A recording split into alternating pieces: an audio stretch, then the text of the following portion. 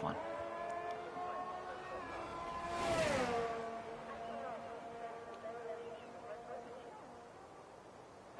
Hello everyone, welcome and good evening. It's TGP1, it's Tuesday night, and we are in the fantastic Ile de Notre Dame circuit in Montreal, the city it is, we're just on the edge of, in the middle of the St. Lawrence River. I'm Mike Noon, and joining the commentary box, as ever, is Softy. Callum, how are you doing this evening? I've never called you Callum before in my life, that felt weird. Softy, how are you doing? Please never do that again because I dislike it. But yeah, it's great to be back, and thank God I'm not the lead commentator now because my voice can actually have a bit of a rest. But I'm glad to be back. Yeah, well, we've got a lot less chance of having any issues with terrorists this week, thanks to being in Canada rather than being in Saudi Arabia. And you join us in week 4 of this TGP1 season 39 of the TGP1 league. And one that at the moment has got a runaway leader, it has to be said, the Confessor, the man currently P2 in the provisional qualifying order for round number 7, who's won every race so far this season. 155 points he's got out of a possible 156, so he's only dropped 1 point, believe it or not, but having an absolutely fantastic season. But at the moment, got a little bit of work to do out on the track, and he's got half a tenth to find if he's going to take provisional pole. We're just watching Dan Morris, who's made the step up from TGP2, jump up to P3, so a good lap there from the Alpine driver, making his debut in TGP1. He's been racing in TGP2, as we said, so far this season, but makes the step up this week. So, Softy, let's give a quick rundown then of the qualifying order, provisional qualifying order, we should say. With just over 4 minutes to go. Softy, take it away. Yeah, so obviously New Zealand Cam, currently in P1, the Confessor P2, but I actually want to go on board with the Confessor for this final lap into turn 1 and then into turn 2. You want to keep it on the inside, which he does, sacrifice the entry to get the exit for turn 2, which he does. Runs it a bit wide though, and I must say, gets good traction out of there, but here we go, the first fast chicane. You want to ride all the curb on the inside. Very good there, rides it all. Very easy to invalidate round here. Obviously through this long right-hander, keep it to the right-hand side, and he's 2 and a bit tenths up, nearly 3 tenths up on his time, which is to be expected. I'd say a high 1:09 should realistically be the pole time, but here we go then. DRS wide open on this little mini straight. Brake just as the tunnel finishes, ride all the curb on the inside, all the curb, and he's actually invalidated this. That's not good for himself, and he's actually now dropped down to P3, so unfortunate for the Confessor as John moves up into P2 at the minute. But yeah, and I would actually like to say very quickly before I give it back to you is Dan Morris wasn't even winning, I don't think, TGP2 when he's raced there. So the fact that he's in P4 at the minute is fantastic for him, and well done if he finishes there. Yep, huge congratulations to him on that effort so far. He's putting in a solid job, it has to be said. Up there into the top 5, it must be said. So let's give you a quick rundown then of the order as drivers just peeling back into the pits or starting out laps. So provisional order, just over 3 minutes left to go. We've got New Zealand Cam in the Aston Martin in your provisional pole sitter, with Jean-Luc Taylor in P2. Less than half a tenth, just less than 300ths of a second between the two of them. The Confessor, your championship leader, the man who's won every race so far this season, currently P3. Dan Morris, as we said, making the step up from TGP2 this week in P4. Alistair Bain, good session for him so far in P5. Jack Hickey down in P6, hasn't been able to get a good lap together, the reigning champion, with Jake Davies in P7. Dan the man, second in the championship at the moment, but down in 8th. Mr. Chiapelli, who we're watching right now, is in P9 and about to start his final lap. Phil Bardwell, the first Mercedes we're seeing, in P10. Dom Smith currently in P11 with Court Gill in P12. Aidan Griffins 13th with Jack Pearson 14th. And then our bottom few riders, we've got Wet Lemons P15, Mayor Quimby P16, Kieran P17, Magic Boot Cannon 18, Jordan 19, and CJH yet to settle up in P20. So the AlphaTauri then of Luca Chiapelli, the Max man, working his way through the middle sector now. He was slightly down in his personal best in the first sector, but currently holding a good position in the top 10, Softy. Are we going to see the AlphaTauri driver raise himself up the order anymore? I don't know. I hope so, of course. Obviously, Luca has shown he's got some pace on what he's going to do. And he's now 2 tenths up, so he must have clearly made a mistake in that middle sector on his previous lap. But 2 tenths up, and that's going to put him, maybe top 6, maybe top 7, I'd say.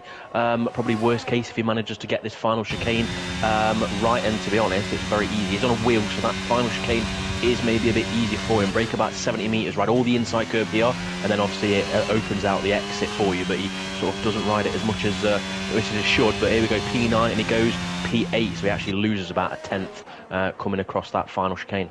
Yeah, we've got Jack Hickey just coming to the end of Sector 1, reigning TGP1 champion, two-time TGP1 champion, and he's purple in the first sector. The Red Bull driver finding a bit of time in that first split. He's got a car in front of him, which nicely gets out of the way. We've got a poor camera angle, and it seems that Jack Hickey's trying to get a bit of a toe off that Mercedes. As we come now towards the end of Sector 2, this is a tricky chicane here, but he gets that very neat and tidy. The Red Bull driver then approaching the end of Sector 2. Is he still improving in this lap? He's 2.5 tenths up. This is a good lap at the moment from Hickey. He needs to find half a second if he's going to start troubling the top 3, but nonetheless the Red Bull driver is finding time, but he's got a lot of traffic in front of him. He hasn't had a clean season so far, currently P3 in the championship, nearly 100 points behind the Confessor. Boy, would he like a good night tonight around the streets of Canada and then on to Monte Carlo where we're racing at the night. The last corner then, neat and tidy, and it's the run now to the line with 30 seconds left to go. The Red Bull driver, is he going to improve on P6? He goes 4th, and I tell you what, he found an awful lot of time in that final sector.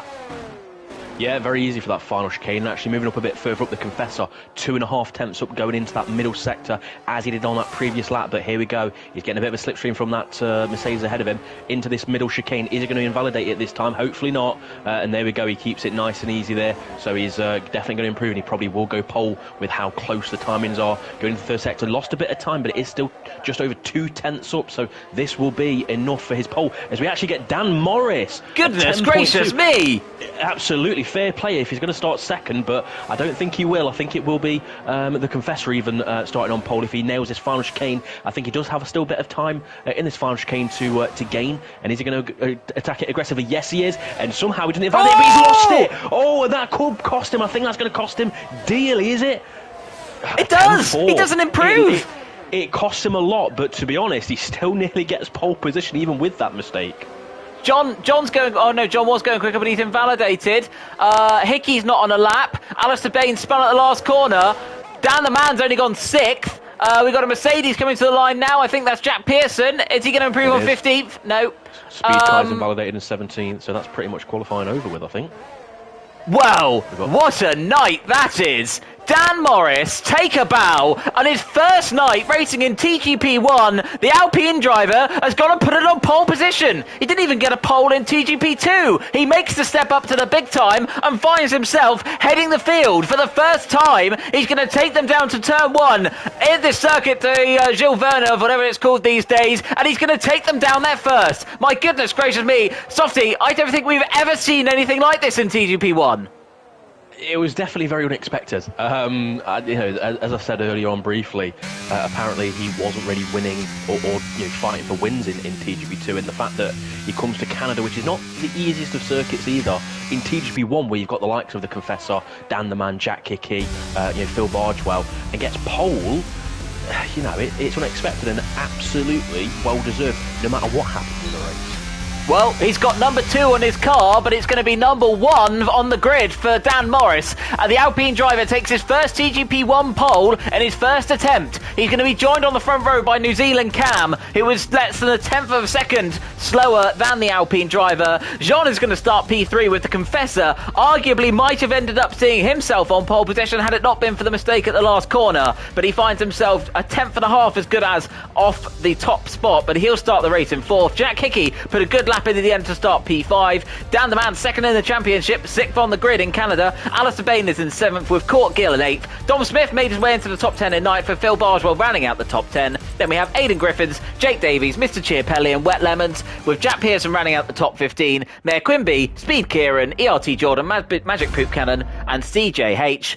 The last runners and riders. Well, Softy, usually I like to ask you at this point what to expect from this this TGP race, but after that qualifying session, I don't really know what I'm going to be expecting. I just hope it's a nice race for everyone. I hope it's clean. Hopefully there's a tight fight at the front, and Canada is one that's relatively easy to follow. Urs very important as well, as we see it is a dry race, but yeah, I think it's going to be interesting with the slipstream and Urs management to see who can come out on top. And the Confessor is under a bit of pressure because it's very easy around these first few corners to get tagged.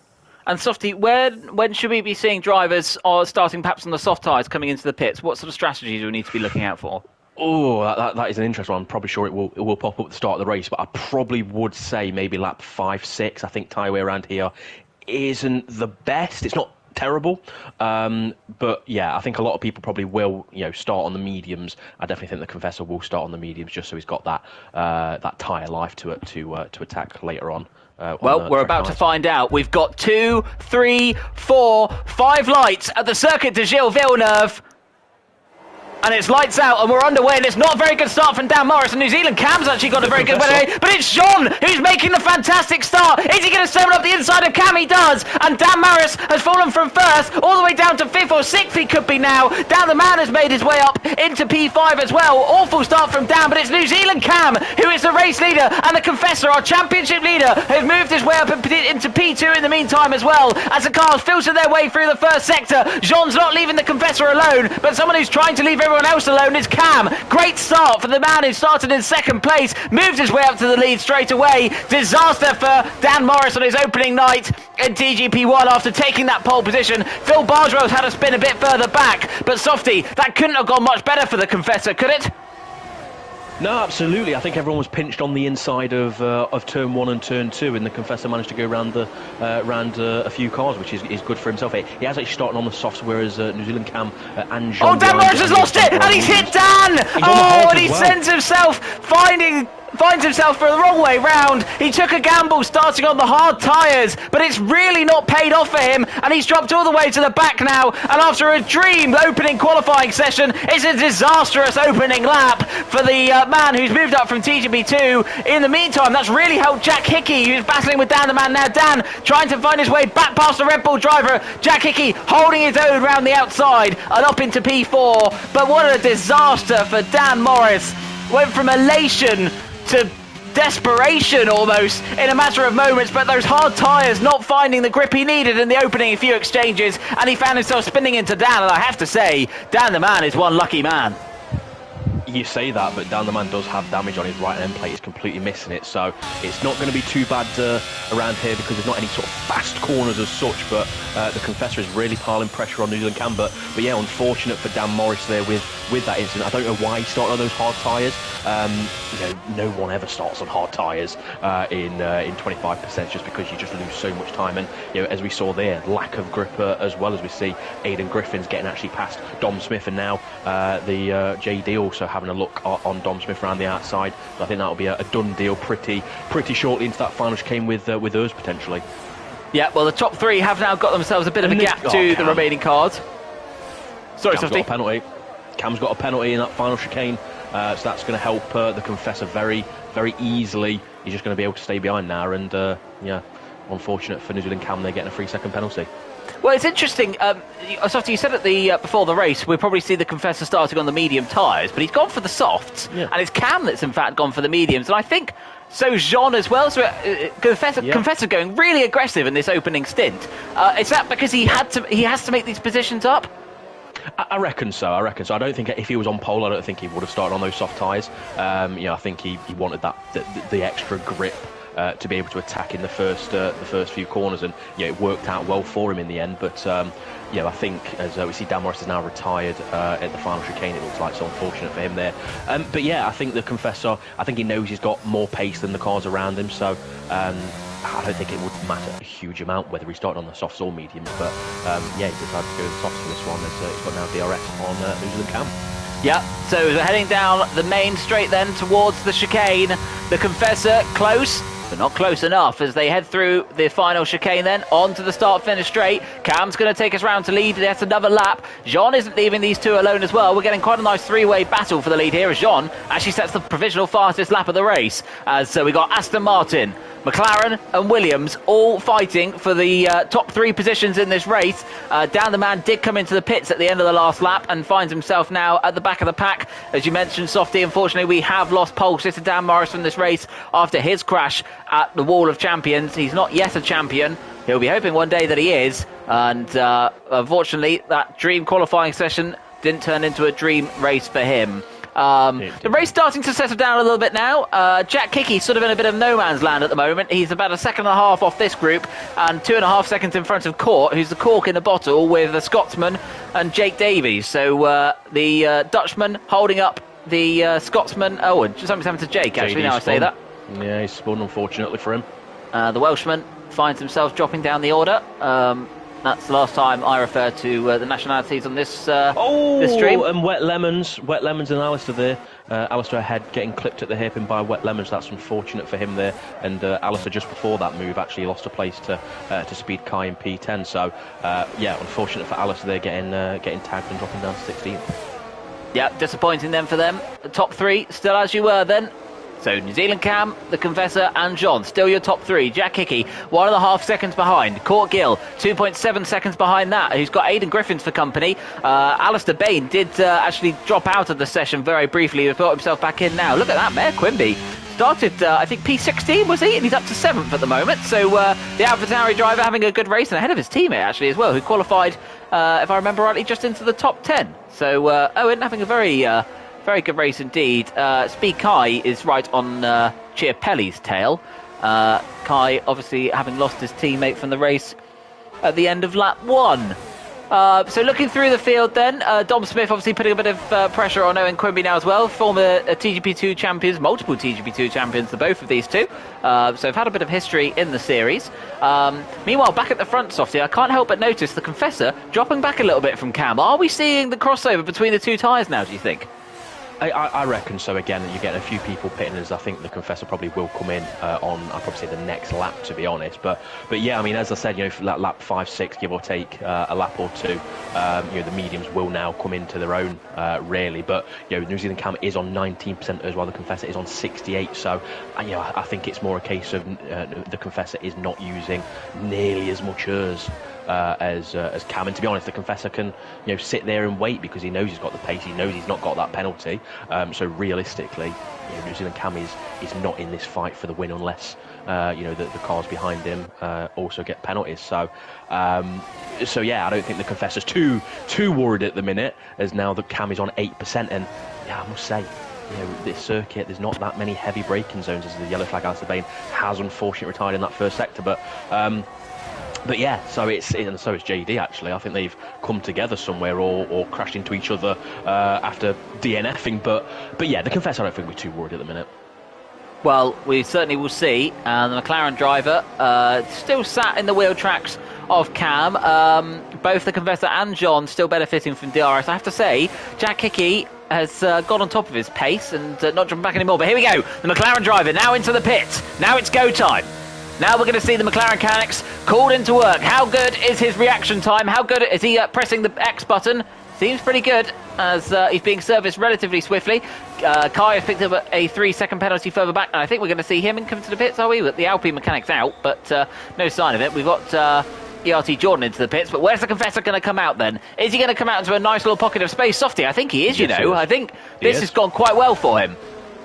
He has, yeah. It's nice. You always want to do that as Mayor Quimby gets a penalty there. I think he'll close up on the cars ahead of them pretty quickly and dispose of them. But if they don't pit any time soon, he probably will have to overtake them. But hopefully for him, he's going to probably overtake them or get to them as they do peel into the pits. But yeah, a nice little pocket here. I'm sure he'll probably use some of his ERS. That he's got 81% ERS on this outlap just to ensure that he keeps that gap and or potentially gets ahead of New Zealand Cam. But it'll be interesting to see how much longer the top, I'd say, 4 current runners in the field runners. They did start on those medium tyres. Yep, we've got a good battle going on for 6th at the moment. Mayor Quimby with Dom Smith, Luca Chiapelli and Speed Kai just behind him. Meanwhile, back at the front, gap 1.6 seconds between New Zealand Cam and Jean, with Jack Hickey staying around that 1.5 second bubble. Aidan Griffin still not able to find his way past Court and does now come into the pits. This is going to promote this little gaggle of cars. There's Kai come into the pits as well. Chiapelli all over the back of Dom Smith. It's Manx on Manx, and Luca dives at the inside, but not quite close enough. Maybe just putting the warning signs for Dom. And Mayor Quimby's gone wide, and he's lost out on ground, and there's contact between the AlphaTauri drivers, and the two of them have got away with it somehow. They're not giving each other much room, and Chiapelli does now find himself through on his teammate, but that could have ended very badly for the AlphaTauri team. And meanwhile, it's Dom Smith who's rubbing his hands and saying thank you very much. much, because not only has he made up a place, but Chiapelli has fallen out to DRS. Yeah, obviously fair play there. Obviously a good little battle between the AlphaTauri drivers and getting their elbows out, which is what you sort of like to see, especially in this midfield battle. But Meyer Quimby does have a lot more errs, so Mr. Chiapelli needs to be careful. And what I was going to say a few laps ago is it's quite hard to regen errs around here just because you've got this long back straight and there's not really any heavy braking zones other than the hairpin really. So it'll be interesting to see. One thing I'd just like to point out, as you were saying, obviously in watching that, the Confessor does have 2 warnings, so one more warning and it will be a penalty for him as Mr. Chiapelli has he's in the wall. So that's unfortunate for him there, but yeah, the Confessor is on 2 warnings, so he needs to be very careful. Well, you said you'd like to see the AlphaTauri drivers getting their elbows out, and perhaps they dug an elbow too much into the other one, and Chiapelli's now got to do a whole lap without a front wing, and Cam's picked up another penalty. 6 seconds he's got now. That's really not helping him. Jean could be putting himself in a very good position here by just keeping his nose clean, but I tell you what, this is really not going to help the Confessor, because he's coming up behind now Chiapelli without a front wing, and he's meeting him at a very difficult part of the track, and he's not going to be able to clear these 2 cars very quickly. He's got Wet Lemons just in front of him, and unless Luca plays ball, we could see the Confessor lose a fair amount of time here, and it doesn't look like Luca is going to play ball, as he's not making it very easy for Wet Lemons, who dives up the inside, and this is awful for the Confessor. Look at all the time he's losing. Yeah, not good for him. I think he'll do well on this back straight, as Luca will peel into the pits, but yeah, he's losing, I'll probably say about 1 to 2 seconds maybe, not being able to use those fresh tyres as he really wants. Yeah, well, disastrous for him, disaster for Luca as well, who we're going to see have to peel into the pits. Meanwhile, Owen has closed back onto the back of Dom, and here goes the Confessor then. DRS open, he's up the inside of Wet Lemons. We're going to see Luca Chiapelli head straight, but the Confessor thinks better off it. Yeah, he's being very cautious, and I think he knows that, he's got this championship lead.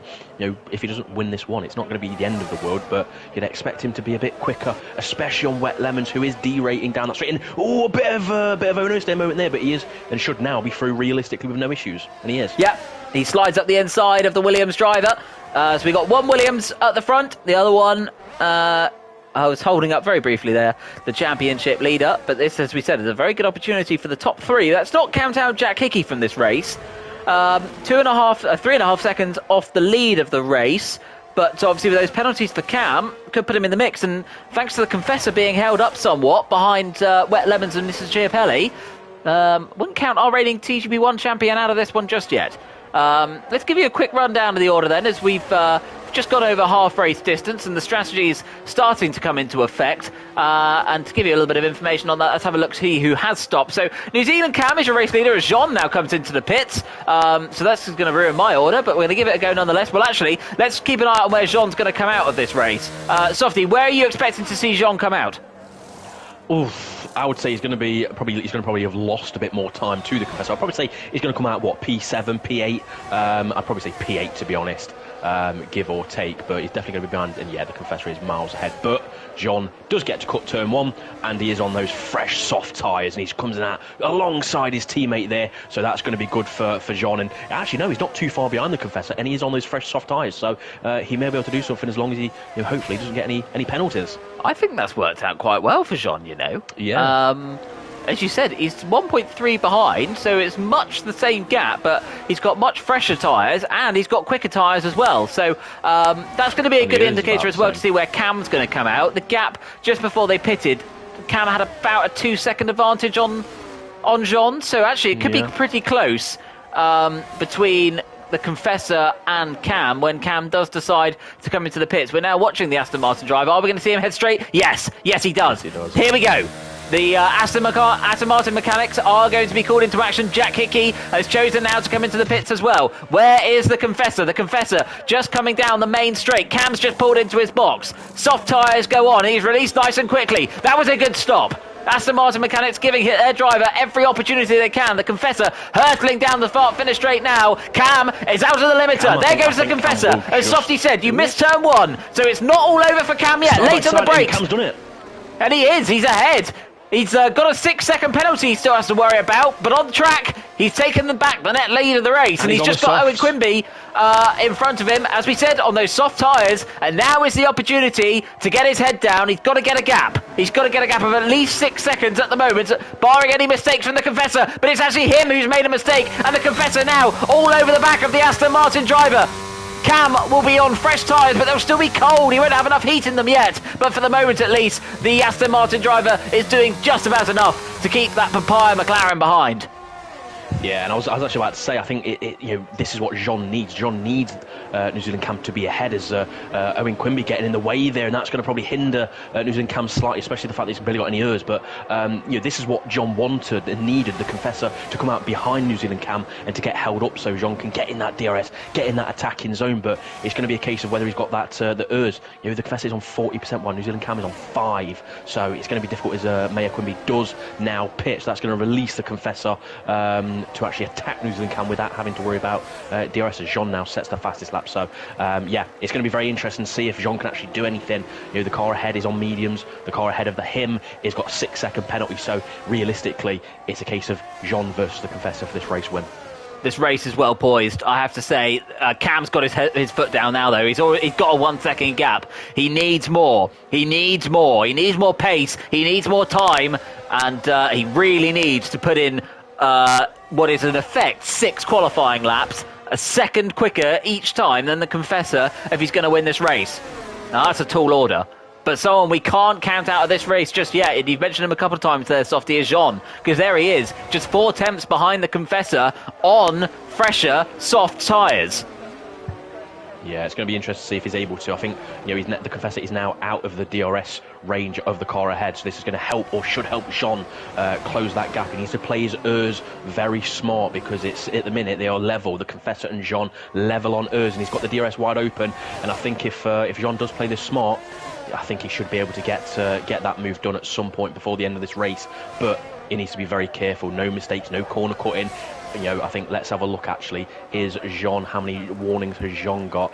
Jean only has 1 warning, so he can push a bit more, whereas the Confessor, all he needs is 1 corner cut, and that is potentially the race over. But at the minute, New Zealand Cam 1.2 seconds ahead, so he's pulling that gap very slowly, but it's going to be a tall order for New Zealand Cam to pull that 6 seconds. I tell you what, it was very interesting, that camera angle I just had there. I don't know if you had it too, Softy, but all of them giving plenty of margin to the wall on the exit of turn 4.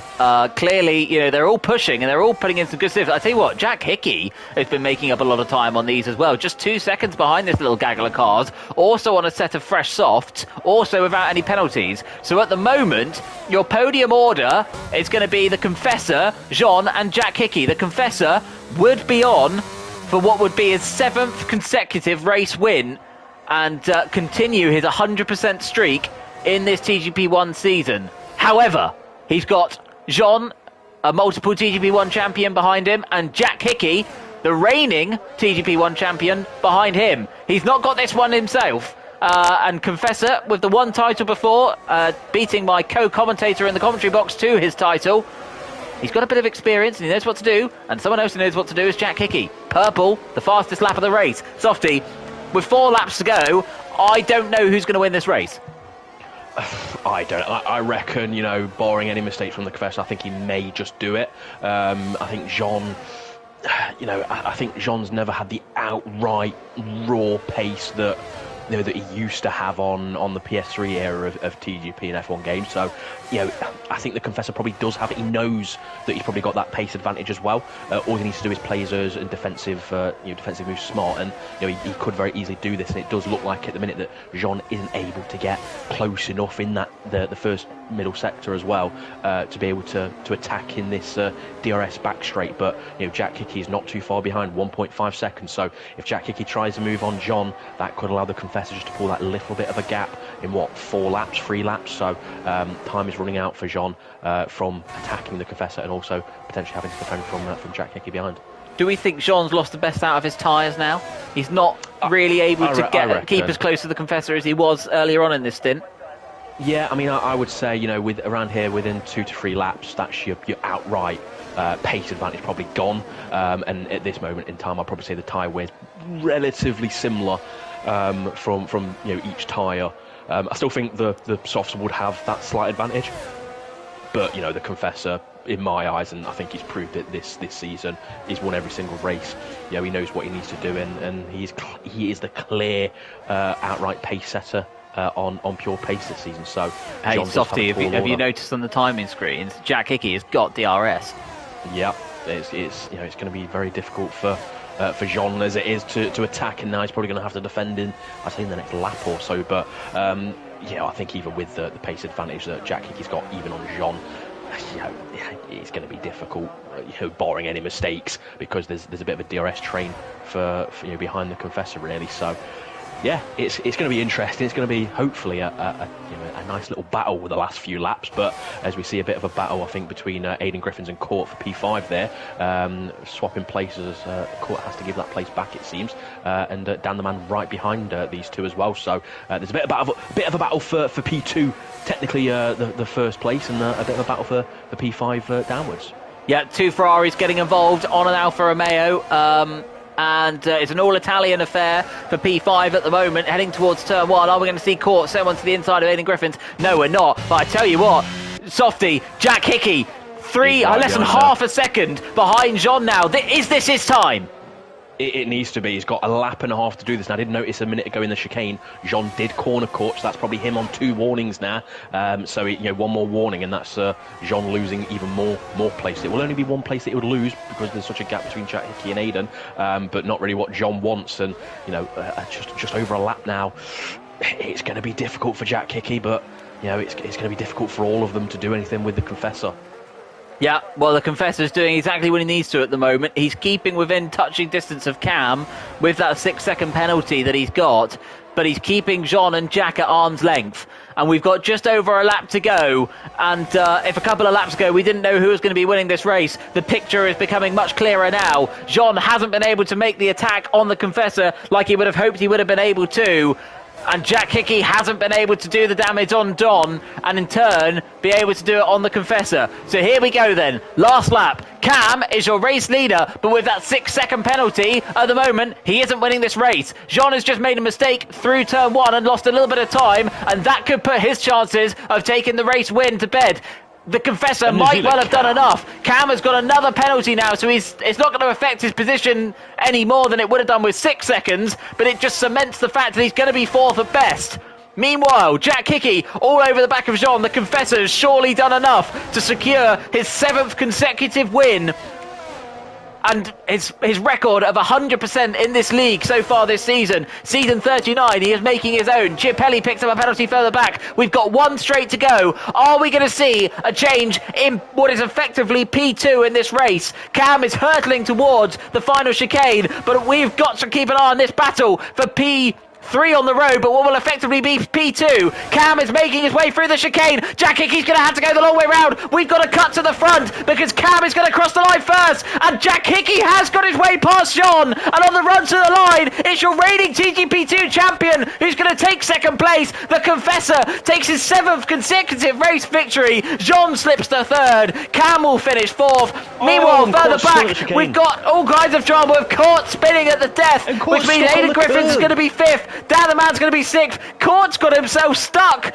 on the sausage curb. I mean, that is so unlucky. There we go. He's finally been able to reset himself to track. Dan finished in 6th. Dom Smith is in 7th. Jordan is in 8th. I think he started 18th. Kieran is going to be 9th. Phil Bardwell came home 10th. Mayor Quibby 11th. Wet Lemons 12th. Court, after Chiapelli's penalties, ends up 13th. Mr. Chiapelli 14th. CJH 15th. Magic Poop Cannon and Jack Pearson are still racing. Actually, they're racing each other. We've got a battle for 16th going on here. Jack Pearson is going to send it to the inside. No, he thinks better of it. I don't know why. He should have gone for it, personally. Is he going to get a run to the line, maybe? Are we going to have a photo finish? This is going to be pretty bloody close, you know. But Jack Pearson just about does it. And he beats Magic Poop Cannon to P16. And Magic Poop Cannon, therefore, is P17. Wow. Goodness gracious me, Mayor Quimby's got driver of the day. I don't know what he did to get it, but I could think of 2 or 3 other drivers who perhaps deserved it more. But Softy, on the record books, it's going to show as a 7th straight victory for the Confessor, but it wasn't as easy as that, was it? It wasn't. It definitely was harder than I think he's had it all season, to be honest. I think the fact that, I think it'd be more disappointment for New Zealand Cam. He clearly had the pace to win this race, but his lack of discipline with the White Lines sort of ruined it for him. So commiserations for him. But the Confessor, doing what he needs to. He knows he's got the pace on the people around him. He knows that he's not making mistakes like he did last season, and he's reaping the rewards for it. As you said, 7 consecutive wins. He's won every single race this season. So he's doing all he can, and that's going to be a massive margin over his title rivals. And yeah, you can't say anything negative about him this season. He's been acing it. Well, there we go. Your final rundown of the order is right in front of you. We've already been over it, of course, but Softy, that was exhilarating. I almost need to lie down after that one. We've had a great race around the sort of semi-street circuit of the Canadian Grand Prix, the Circuit de Gilles Villeneuve. I know the name now. Are we going to see as much excitement around the streets of Monaco? It's Monaco. I think we may see a few crashes and surprise crashes, but racing itself is never very good around Monaco, and I think a lot of people will be hoping that the Confessor struggles at Monaco. The last two races he's been there, last 2 seasons he's struggled massively. So I think Jack Hickey, John, who's in Cam, will be hoping, and Dan the Man even as well, will be absolutely hoping that they can actually stop him at Monaco, as apparently it is a wheel circuit, which has been proven null and void this season with a pad user winning all races. Well, I've certainly found this season fascinating so far. As I said, you look at the record sheet, and it shows the Confessor just having win after win after win. But I don't think it's been as easy as that. It's been fantastic. What a great season! What a great season. Very dominant, I have to say. But after 7 races, there may be one man who's leading from the front, but we're seeing some good racing on track, which is the best thing. Yeah, it's very good. I mean, in the end, you can only race against what you've got in front of you, and at the minute, it's for the Confessor, it's everyone else who's behind him rather than in front. So, you do what you can with the grid that you've got, and at the minute, he's absolutely destroying everyone. And even we saw when he did his first season when he beat me. Granted, I'm going to say it now. I was getting used to my wheel. First time using my wheel, so I'm going to use that excuse until the day I die. But the Confessor's always shown he's got great pace. I'm not surprised that he's found his feet on this game, and he's doing as well as he is. I think it's up to everyone else to up their game, and at the minute they're not able to do that. So we'll see at Monaco. Monaco is a one-off. It's a completely different style of circuit where you've got that confidence, and you need that confidence. Well, I'm pleased to say we've been joined by our reigning TGP1 champion, Jack Hickey. I mean, firstly, obviously, well done. What a fantastic race. But can we just first talk about that move on the last lap? I mean, what a move. I mean, round the outside at the last chicane in Canada. What was going through your mind, man? No, you've got to go for it, haven't you? It's the last lap. I mean, me and John's pace was pretty close all the way through that last part of the race, and I just started to close the gap with the last couple of laps, and I was like, right, if it is the last lap, I don't even care, I'm going for it. So yeah, I just thought I'd went for it. I knew I could respect John. John's a great driver, so I'm surprised he gave me the room he did, to be fair. I thought he might have squeezed me a little bit more with it being the last lap, but it was nice. It was a good overtaking. Shame we couldn't get the win with Cam's penalties, but hey ho.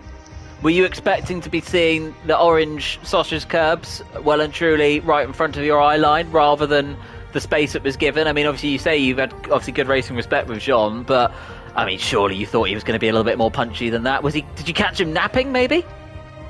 I won't say he was napping. I think he knew I was closing in, but yeah, maybe I thought he might have given me a good old elbow. He would have done a couple of years ago, but fair play to him. He let the battle happen. It was a really good battle. And yeah, I was a bit worried I might end up binning it over them sausage curves in the middle, but yeah, thankfully it didn't happen.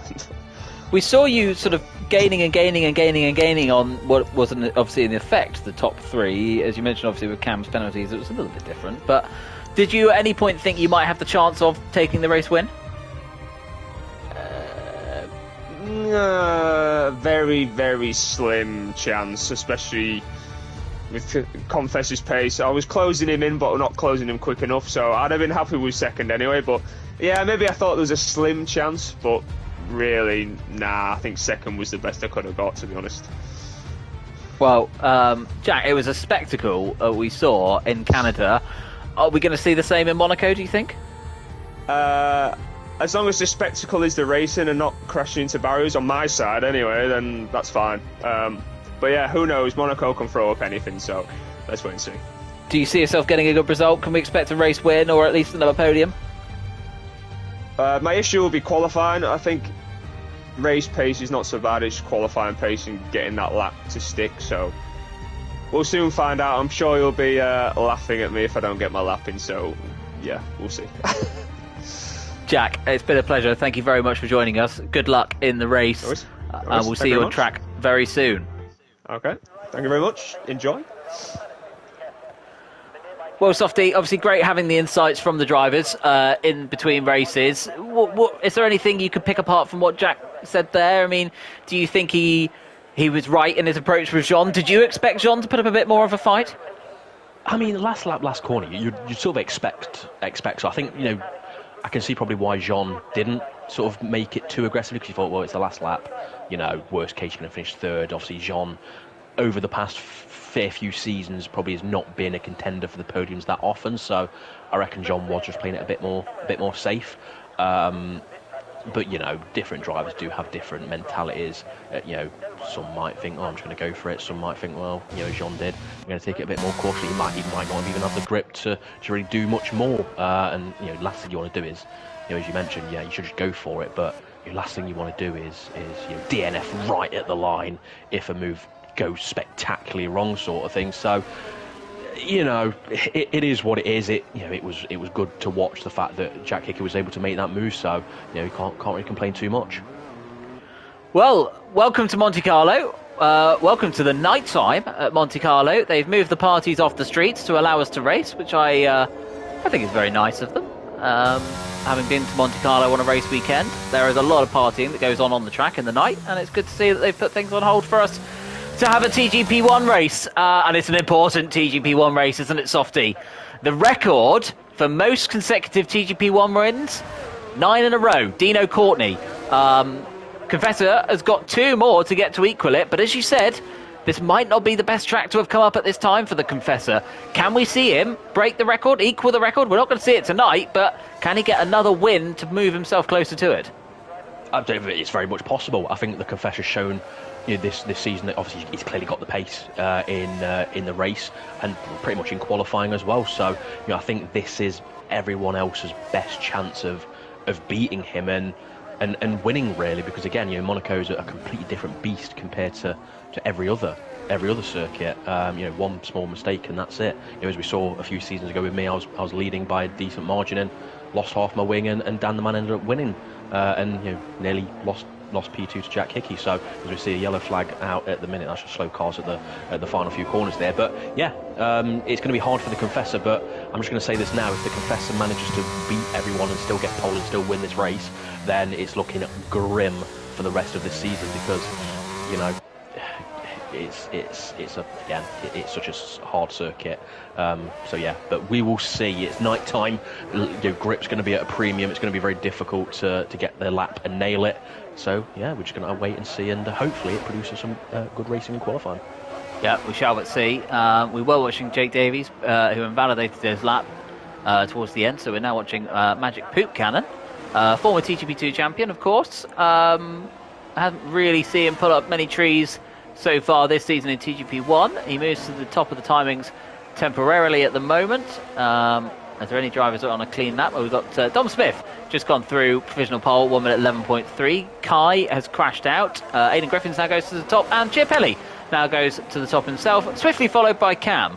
So far, every person who's crossed the line has gone fastest. Let's see if that continues. Dan Morris, who's had 100% poles so far, as Dan the Man continues that trend going now to the top.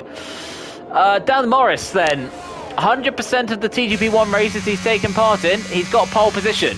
He's taken part in one race, but that's still quite an accolade. And the Alpine driver gave a good accounting of himself, I'd say, Softy, in that opening round. What did you make of Dan's first race? Obviously, unfortunate for him in the race that things didn't quite go to plan, but I think you pinpointed that towards the strategy that he picked rather than anything else.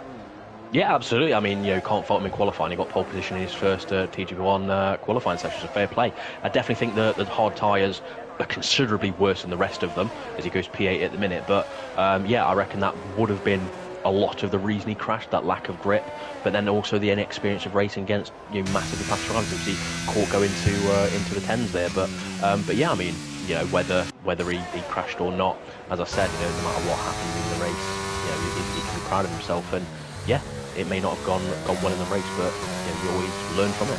Well, Softy, we've got the Confessor going round on a hot lap at the moment. He's just rising up the hill towards the casino. Talk us through a lap then of this Monte Carlo circuit. Yep, so coming through the casino there, down the hill, avoid the bump on the left, very easy to lock up in this next right-hander. Take a tight line as you can, keep it up against the apex. Very careful on the traction here because it's very easy to lose it. He actually misses the apex completely. You can do that, ride all the curb on this right-hand side just to shorten the run. Short shift on the exit of here into the tunnel. Keep it very straight. He's got a car ahead of him. Don't think it will distract him too much. Keep to the right-hand side, and here we come. The corner out of the yeah, it's there. Basically, it's very hard as we see CJH going the quickest there. Here's my favourite corner. I hate it so much. Very easy through swimming pool here. Car is planted nice and easy. Ride all the curb on this left-hand one. He hits the wall, so maybe not as good as he really wanted to. Very easy to lock up, and he does there. Misses the apex. So I think it will still probably be fastest, but it's definitely a lot of room for improvement there as he comes across the line. And what is it? It is 11.2, so it goes P5. Not that far off, as we see CJH actually on a 10.7 currently on provisional pole. But yeah, a lot of room for improvement there from the Confessor. And P5, it's not all over, but you really don't want to be starting that far down at Monaco. Where did that come from CJH? What a fantastic lap from the Haas driver there. Kudos to him, I have to say. He didn't set a qualifying lap at all in Canada, and he's taken provisional pole in Monaco, so making a very good account for himself at the moment, CJH. And we're now watching Luca Cippelli come through the middle sector. He's at the hairpin that seems to change the name every year. I would have thought, surely for this season, someone will claim sponsorship rights on that hairpin, you would have thought by now. Don't know, maybe it could be the what's that? Oh, Williams story. Oh, the Rich Energy hairpin. Maybe it will be that this season. Who knows? Yeah, maybe that's what we can call it in TGP at least. I've got a much better name for it.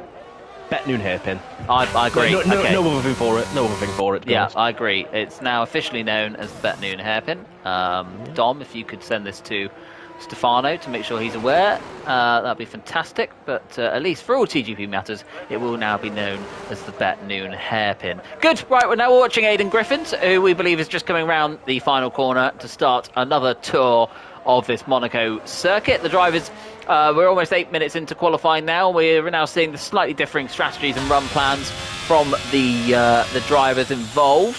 Aidan Griffiths, Softy, he's had a bit of an odd season so far. He's sort of had some good races and some less good races.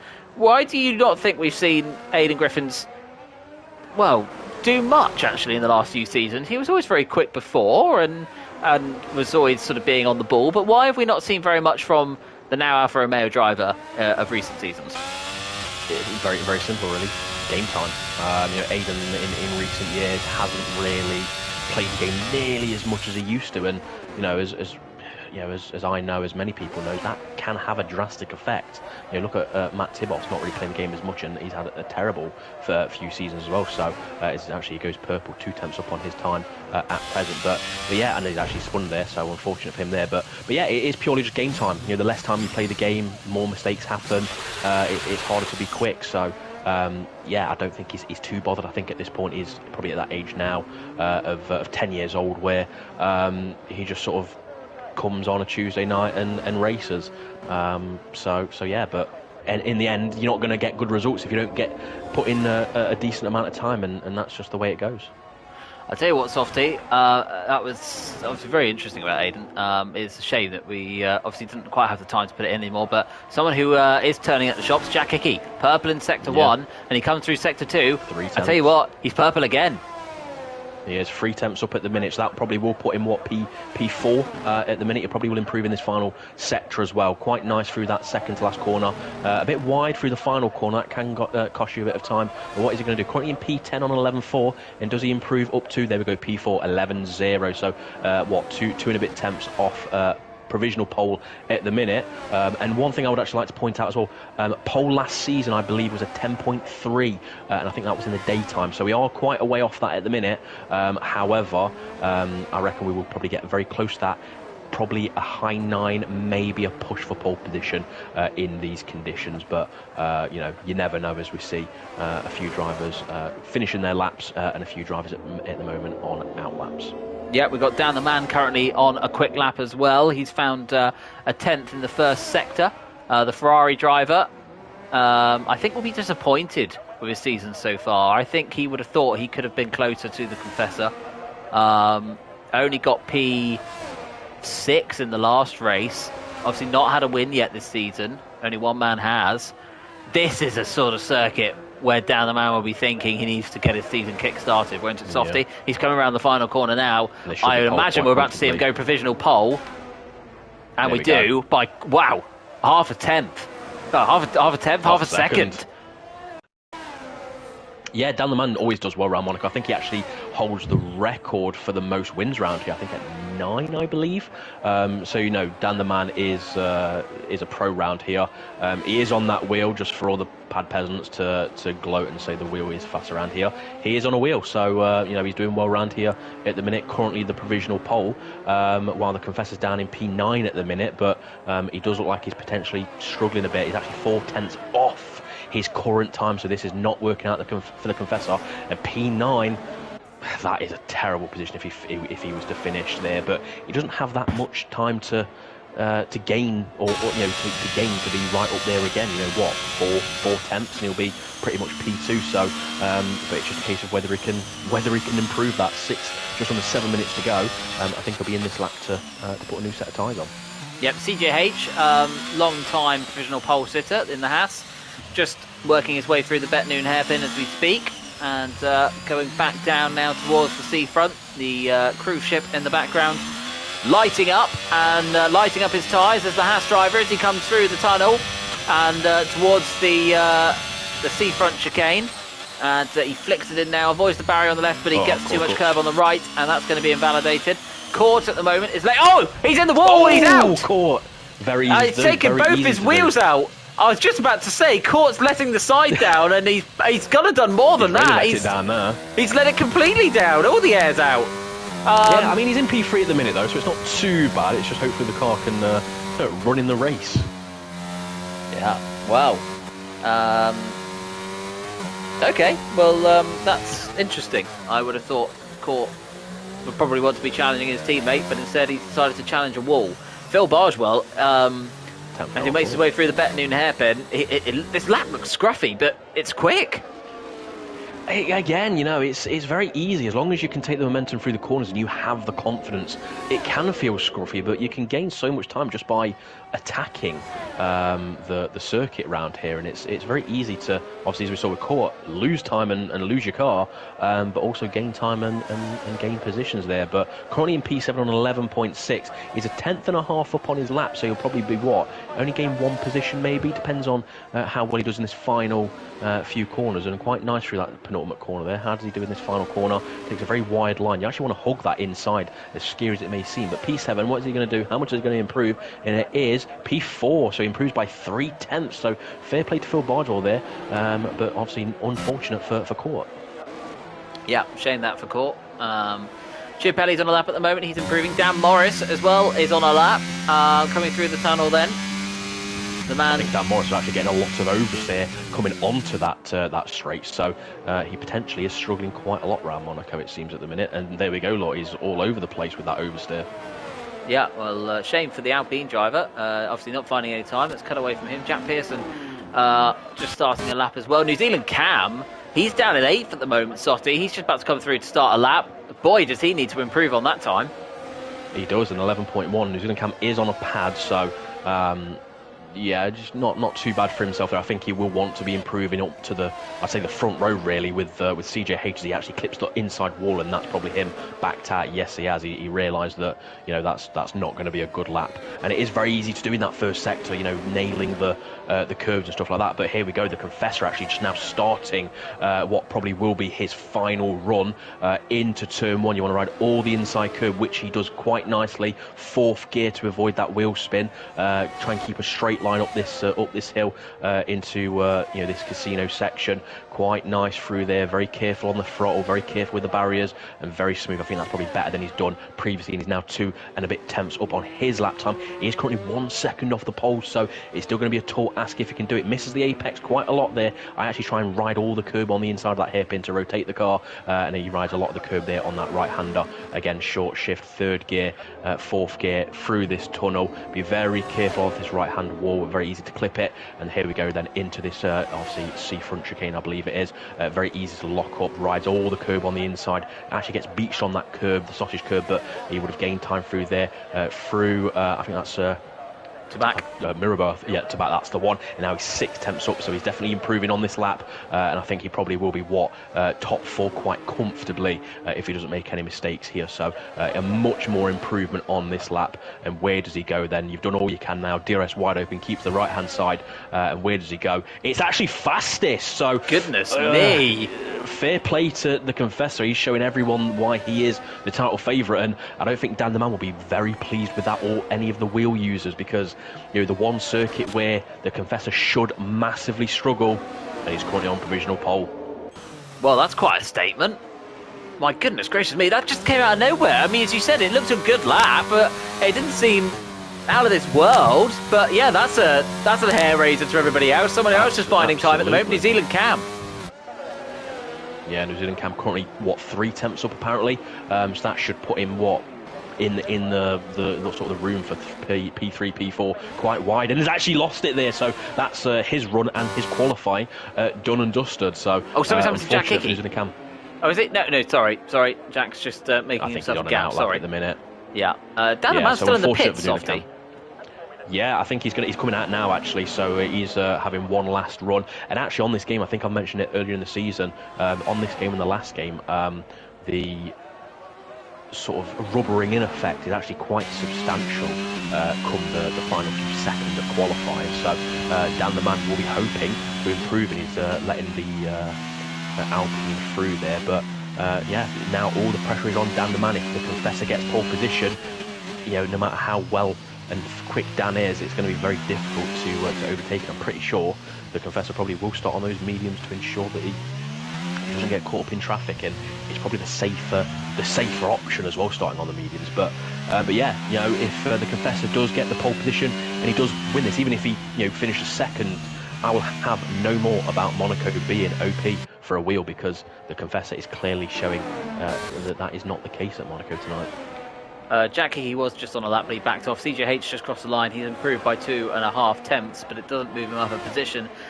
Stays in P3. Phil Bargewell not doing a lap at the moment. Jean-Luc Taylor getting ready to start another lap. We've got a lot of drivers who are going to be starting a lap very time soon, and we've only got 35 seconds of this session left to go, so it's going to be a bit of a scramble for them all to get over the line. But Softy, let's ride on board with the Ferrari of Dan the Man then for his last attempt in qualifying.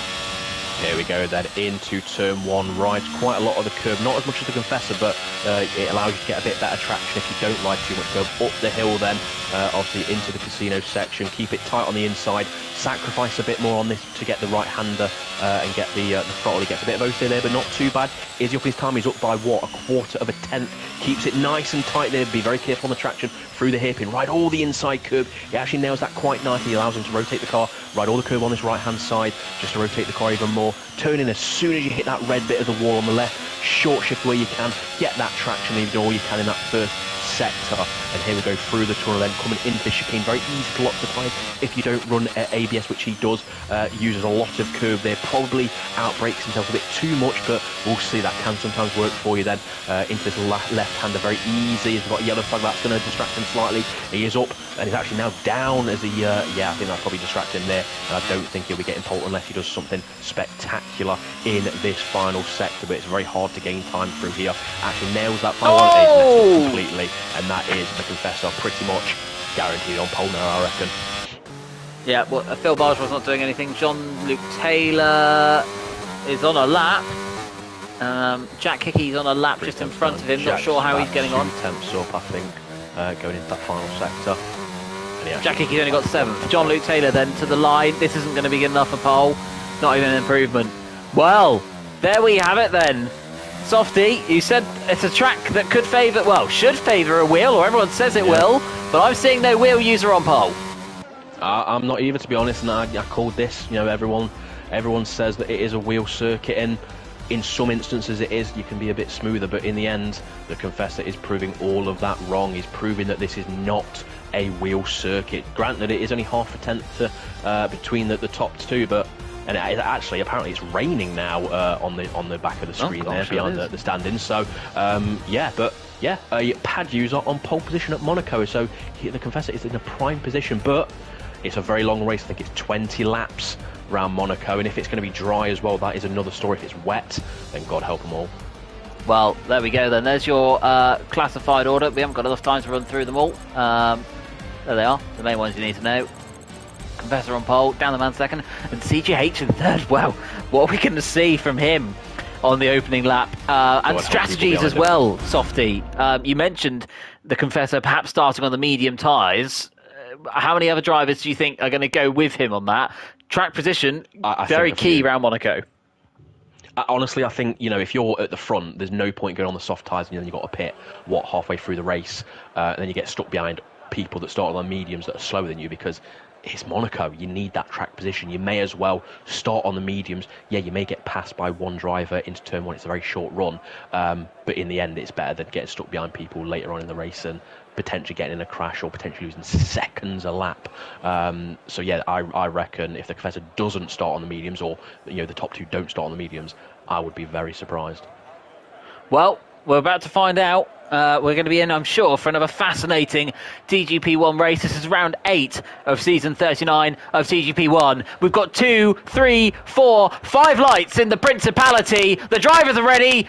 And we're ready, and we're underway, and the Confessor gets away well. Dan the Man started well too. CJH is going to be on the inside of the Ferrari as we head towards turn 1. CJH has made a move past Dan the Man. Oh, and there's a spin! CJH is round! Dan the Man is round! And Dan the Man is out of the race! Court's got damage to his front wing! It's a disaster for them as drivers! We've got Jack Pearson, Jake Davies, and Alistair Bain all out as well. It's carnage on the run up to the hill! We've got cars littered across the track. We've got Magic Poop Cannon out as well! My goodness gracious me, Softy, we've got 5 cars out in the space of about 15 seconds? Less than that, and to be honest, I was going to say before the session, no one wants CJH ahead of them because he can race aggressively, and I think actually all that was CJH and Dan the Man going side by side on the exit of turn 1, and I don't think CJH left Dan the Man any room, which unfortunately meant that CJH, as we see a battle for P2 here, that meant CJH was sideways and absolute carnage ensued. So and that has allowed a 4-second gap to the Confessor as Court trying to go defensive. I think actually Court's got damage. He has. That's what's and has Phil, both of them with damage. Yeah, I think they're getting so close, and this is perfect for the Confessor. Wet Lemons is now at the race. We've only got 14 drivers left, and we've only had half a lap's racing. CJH the Confessor crosses the line. He's got about a 7-second lead over Phil Bargewell. Court Gill has come into the pits, and Phil is staying out there with that damaged front wing. Yeah, I think I'll be very surprised if a lot of people don't have damage, and all the people in the pits at the minute says otherwise. 4 people, and actually 3 people, because Phil Bargewell has damage as well. So I think 3 people that are still in this race don't have damage. But I said this is the one chance for everyone to beat the Confessor. He's now got a 7.5-second lead in this race. So the Confessor, well done. That's another race win for you, unless you bottle it somehow, but I really doubt it. This worked out brilliantly for Alp, though. Look at this. They're 3rd and 4th, Softy. Neither of them have damage, and they're on different tyres. I think Dan Morris qualified, 16th or something? I think he was really far down, and he's in P3. somehow. So yeah, it's worked out well for them. It's worked out well for the Confessor, and yeah, 5 drivers out before they even get to the end of sector 1. As Phil Bardwell, I think, probably will try and pit this lap with his wing damage. But yeah, I think unfortunately that's curtailed a decent race that we may have potentially had, as the Confessor, unsurprisingly, 8.4 seconds ahead. And Phil Bardwell's actually staying out, so I think he's I think he's got to now. I think he's got to stay out now, Softy, because if he pitted, he'd come out behind all of those drivers who came into the pits. So he's got to play this one out now. Yeah, My goodness, I've never seen an opening lap like that. We lost 6 cars on the opening lap, 5 of them in between turns 1 and 2. We had all but 4 of the remaining drivers in the pits on the end of lap 1. Something's happened to Kai. Kai's come into the pits. Maybe he picked up damage, but he's come out pretty much right with Court. So Court, despite coming to the pits at the end of lap 1, is 4th. Yeah, I mean, Cam's out. Cam's retired now. I think where was that? That was at the penultimate corner. So I'm not too sure how he's managed to crash it there, to be honest. But I don't know if he's just given up on life at that point, because I don't blame him, to be honest. And where is he? Let's have a look. And he's just gone. Yeah, I think he's probably rage quit that one by the looks of it. Where he's crashed there. So not very good for him there. As you get a lot of people now just thinking, look, there's no point staying. My race is already ruined, and with the safety car being off, of course, for tonight's races. You've sort of not got a chance to close up, as Phil Bardwell is now making that pit stop, and he's not changing his wing.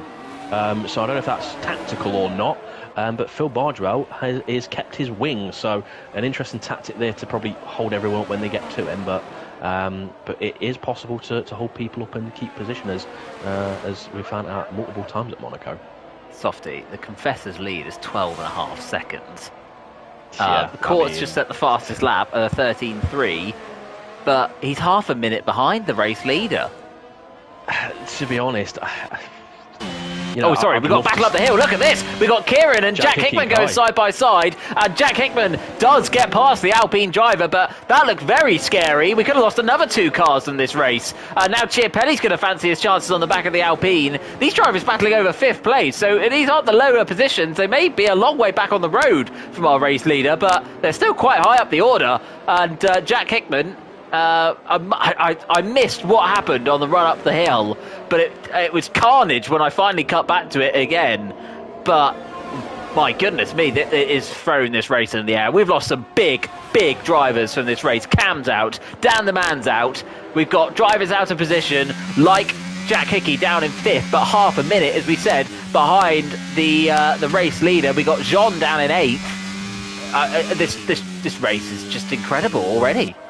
It's maddening, to be honest. The fact that the Confessor's now got a 30-second lead after 5 laps. I'd love to say it's due to pace, but I think a 5 seconds worth of that was purely just the fact that there was a massive crash sort of into turn 1. So, the Confessor has got an easy win here if he doesn't bottle it himself. He's under no pressure, and even Dan Morris, to be honest, P2 in his second TGB1 race. He'll be loving it, the fact that he's got an 18-second gap to P3. So, if he plays it nice and tidy and doesn't make any mistakes, he's got an easy P2 there. And I would say even with Court and Phil, Court right behind Phil now, who still has that damaged wing. It's going to be interesting to see the train form behind Phil if Court can't get ahead, and it's going to be interesting to see if Jack Hick can get ahead of these guys as well. Well, we've got Court then, as you said, right all over the back of Phil. Phil still with that damaged front wing, clearly thinking he was going to break it again at some point anyway, so might as well keep the same one on. The Confessor's lead up to best part of 14 seconds.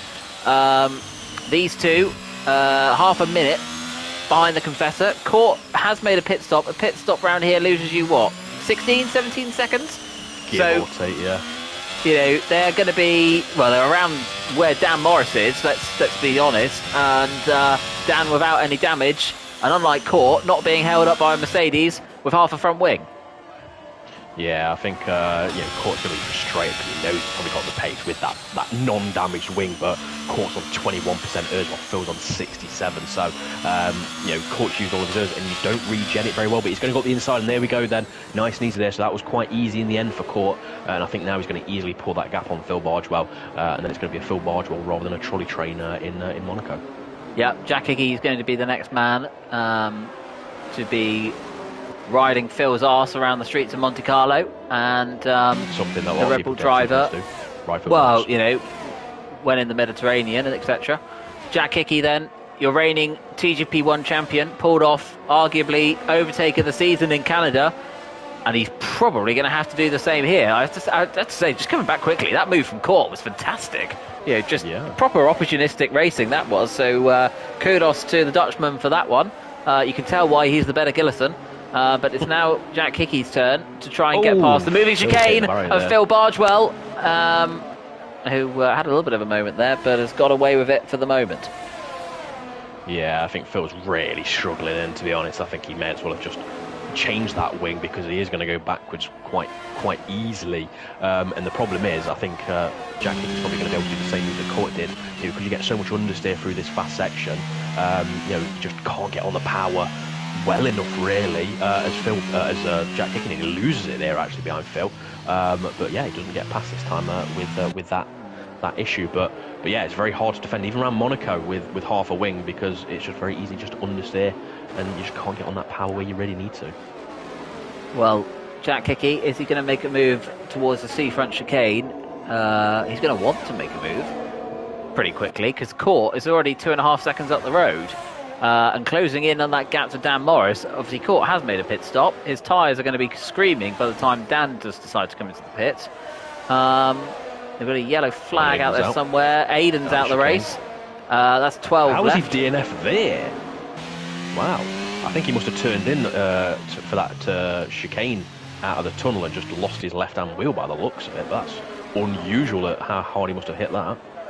So, in what is the premier class of TGP Series racing, we've lost nearly half the drivers that started this race before half distance. And Jack Hickey is pushing Phil Bargewell towards the casino, clearly wanting Phil... Mrs. Schipelli and Speed car behind, side by side up the hill. As Mrs. Schipelli manages to get through there. That was very, very tight and very scary. Side by side as Mrs. Schipelli nearly loses it there. Well, good stuff there from Cippelli. Missed by me, of course. Something interesting going on. I've missed it.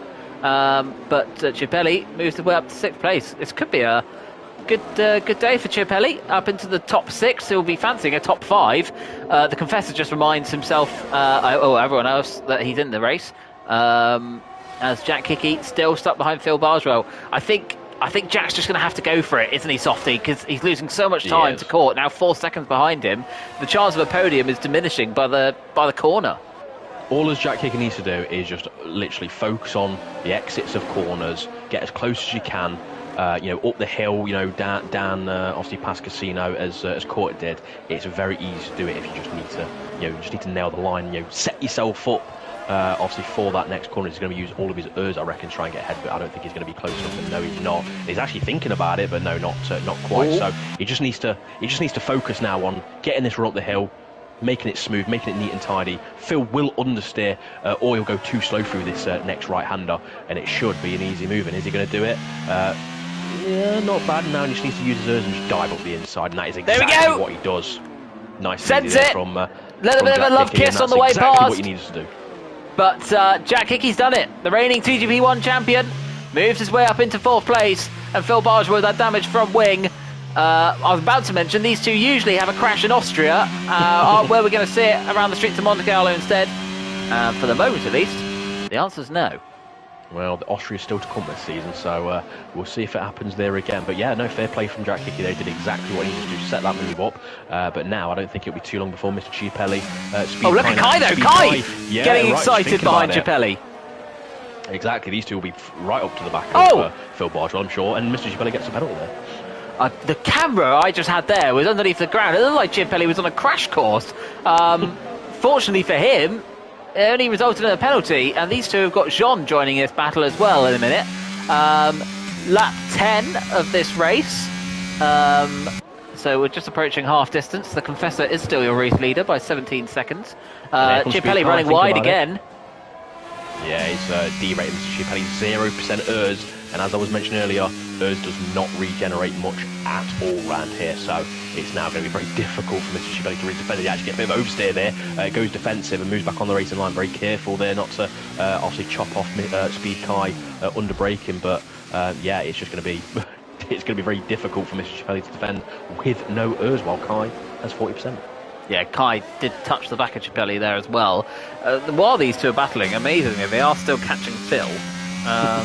Phil really being hampered with that damage. As we head towards the T-front chicane, is Kai going to go for it? No, thinks better of it. This is the closest battle on track as Kai picks up a penalty. Jean behind, so Jean in 8th at the moment. The 3 drivers in front of him, all with 3-second penalties, but at the moment they would only move him up 2 positions. John now picks a penalty. The commentators curse in full flow. An unusual corner to get a penalty as well. Yes. As Mr. Chiapelli pits then. So Mr. Chiapelli is pitting for the medium tyres. That's interesting. That's the second stop of the race. CJH has also come into the pits as well. Forgot CJH was still in this race. Oh, I can't tell you what, Kai nearly lost it coming out of turn 1. And that could be just the incentive that Jean needs now to try and get ahead and move his way up towards Phil Bargewell. Yeah, Jean, I think he's playing it safe, really. Again, Monaco's Monaco. Just let the penalties take hold and let the crashes take hold. And that's exactly what he's doing. He's into P7 at the minute. There we go. And there we go. That's exactly what I was talking about in qualifying on lap. It's very easy to just lose traction there. You want a short shift just to avoid that. But that just makes it very easy for Jean. And now Jean should, hopefully for him, close up on Phil Bargewell pretty quickly. But yeah, what I was going to say about Mr. Chiapelli is he was on those soft tyres, 8 laps, so those tyres would have been screaming. So I don't blame him for making another pit stop there. So Jean then up into P6. Phil Bargewell got a 2.5 second gap to Jean, so remaining relatively safe. This is still the closest battle on track, although Kai seems to be trying his best to end up in the wall himself. What's happened to Kai this year then? There we go. And there we go. There we go. Right on cue. He's clipped the wall. It doesn't look like he's got any major damage, so we might have got away with that one. Softy, I was about to come on to Kai there. We saw him make a very good impression last season in TGP1. Why is it that this season he hasn't been able to carry that form through, do you think?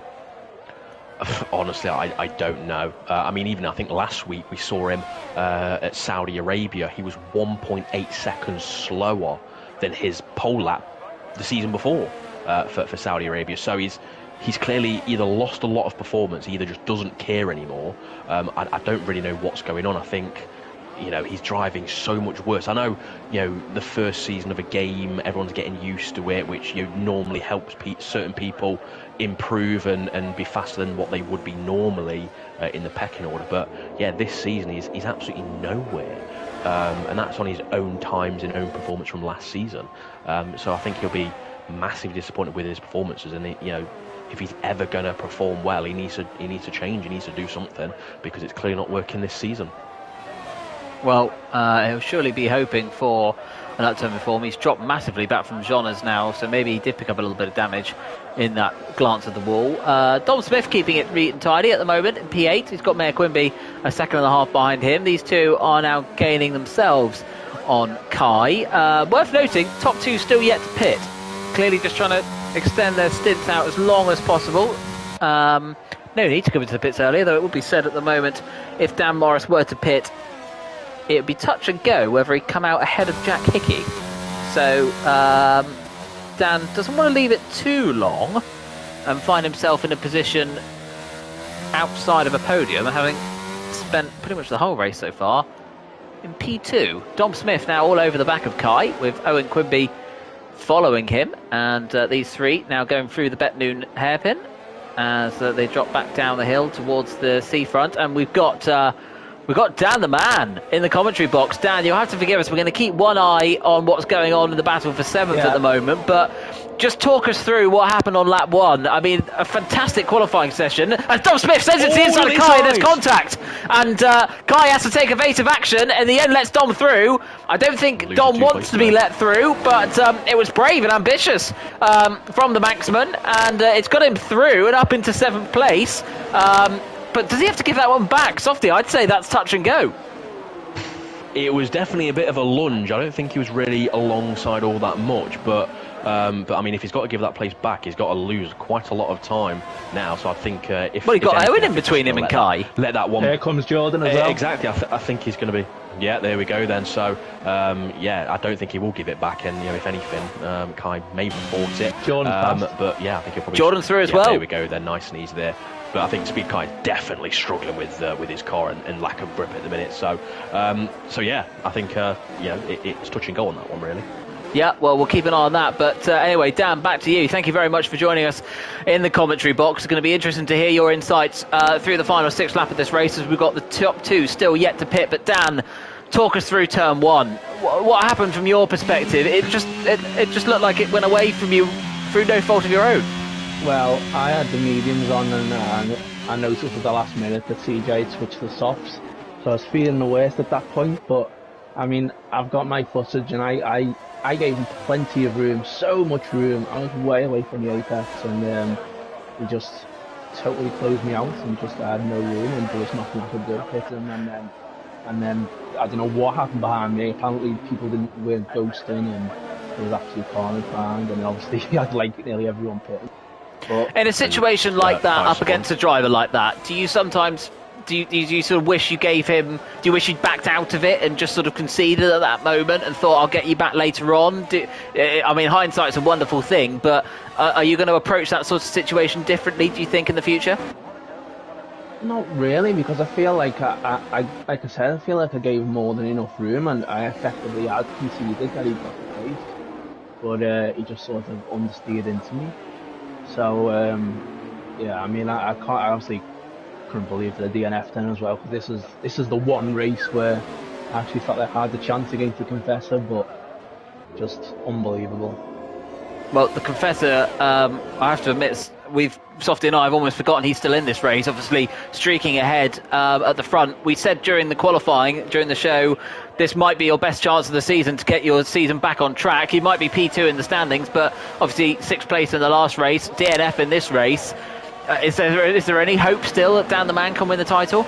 No, I doubt it. I mean, Canada was bad luck as well with Dan Morris on the hard. He just sort of lost the car into me, and I had nowhere to go. But I feel like I had a pretty decent recovery drive after that in Canada. But yeah, like I said, Monaco was the one I was targeting, and it was a dead close quali. I definitely would have had the pace.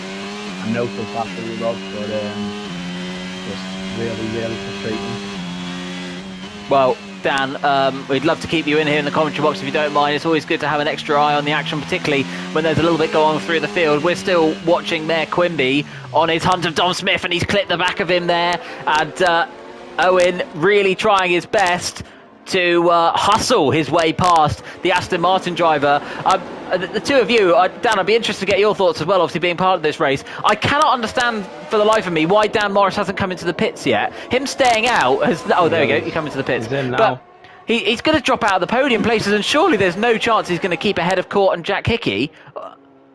I imagine he's probably just delighted to be there. He's changed his front wing as well, so he's got damage at some point, but...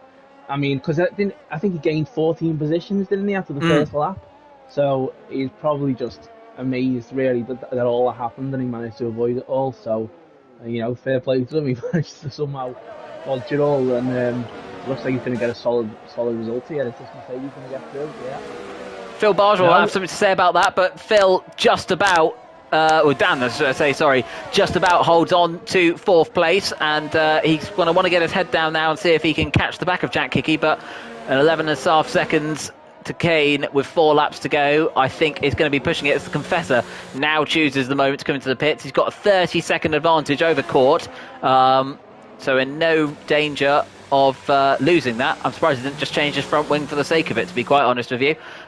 Meanwhile, there's quite a serious Dom train going on at the moment, with Dom Smith in P6, Mayor Quimby 7th, Jordan in 8th, all separated by just a few tenths between the lot of them. This is our closest battle on track at the moment, apart from CJH all over the back of Luca Chiapelli coming into the tunnel. CJH lucky to still be in the race, perhaps. It doesn't look like Luca has a front wing again, actually. Luca has pitted twice, so yeah, Luca really struggling in this one. CJH after that great qualifying performance, but the incident with Dan the Man at turn 1, which sounds like it's going to be going to the stewards, and he's now muscles his way past Luca Cippelli and up into 9th place. But it sounds like CJH, it's a long night as it is already, racing under the lights in Monte Carlo, but it sounds like it's going to be an even longer night for the Haas driver, fighting his case in the steward's office. Dan Morris, meanwhile, not been able to make the inroads into Jack Hickey the perhaps would have wanted, but he has at least got himself a 3.5 second gap to Phil Bardwell. The race tempering out as we head into the closing stages. The twilight settling in even further now. We're into the midnight skies. The moon is fully out. The party's getting ready. Don't worry, everyone in Monte Carlo. We'll give you your streets back in a minute to have that party. But Dan, Softy, be interested to get the two of you thoughts with 2 laps to go now. The Confessor starting the penultimate lap. Can anybody catch the Confessor this season? He's going to make it 8 race wins at the row as things stand at the moment, barring any dramas. The record, as we said, is 9 race wins in a row. Can anyone stop him winning a race, let alone winning the championship? I mean, winning races, yeah. Winning the championship, absolutely not. Yeah, he will win the championship now. But I mean, I was surprised really by his pace in Canada. Was not really as it should have been. But so maybe there will be some tracks along the way that he might struggle at. But I do feel like this was certainly my biggest opportunity. But I'm really happy for Porto, by the way, because he cashed out qualifying, and to be honest, I think he could have beat CJ. I think he probably should have been 3rd. It's such a shame he had the crash because he could have been 3rd. So yeah, it's a big blow as well for the constructors as well, because I think 2 Ferraris could have quite easily been on the podium, but yeah, it just wasn't meant to be. Well, it certainly wasn't, not this time at least anyway. The Confessor coming through the final corner now, about to start his last lap. What a moment this will be for him. He sets the fastest lap of the race just to really rub it home that he's had this one under control ever since this corner on lap number 1, where everything fell into his place.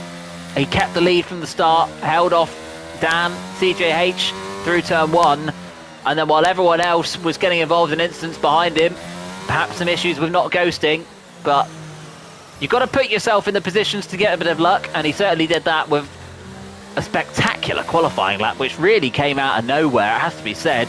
Definitely took Softy by surprise, but the Confessor on course, just a handful of corners to go for his 8th win of the season and his 8th win in a row.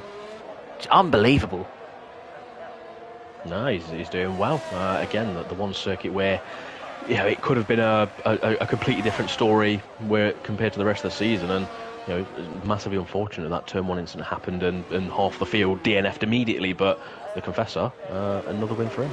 Yeah, as he rounds the final corner then, he's going to put the jewel in his crown, and it's a crown that's certainly getting towards his head. The Confessor wins again. He sets another fastest lap on the last lap. It's pole position fastest lap, and he's led every single lap of this race. It's a grand slam in Monte Carlo. Caught for the Ferrari. He's going to come around the final corner to take a well-earned 2nd place.